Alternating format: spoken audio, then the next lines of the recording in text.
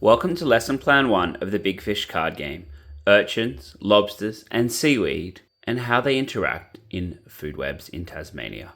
This is the scenario for the lesson plan, and it builds upon the Big Fish card game's core concepts and rules.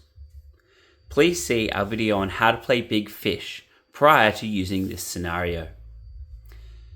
To start, we set up our scenario with 2 big fish, 2 medium fish, 2 juvenile and 2 larval fish, and a seaweed card.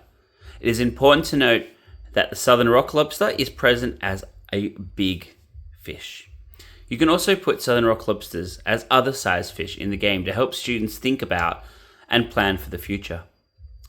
This area here is their fishing spot, while the area above is the communal play area with the face-up cards and the deck. To start, make sure that a southern rock lobster, a blue groper, and a seaweed card are present in the face-up cards. The other cards can be whichever ones you want. It is also important to note that this game contains only seaweed and blue groper wild cards, and the others have been removed. There is also no need to count points at the end of this game. It is simply a playthrough scenario. The final part of the setup is to take your 3 event cards and place them in this order. Seaweed planting, long spine sea urchins arrive, and fishing season closed. Then flip them over and place them next to the deck.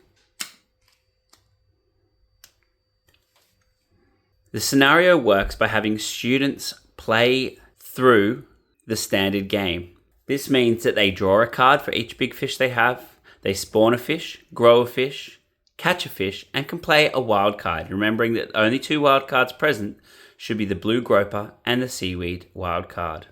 Once students start play, they will find that the seaweed card lets them grow extra fish in their fishing spot.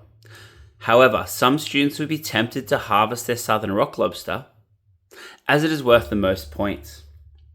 When they do this, however, they won't know that the sea urchins are arriving. First, you'll have the opportunity to plant more seaweed. Then, the next round, students will play and the urchins will arrive.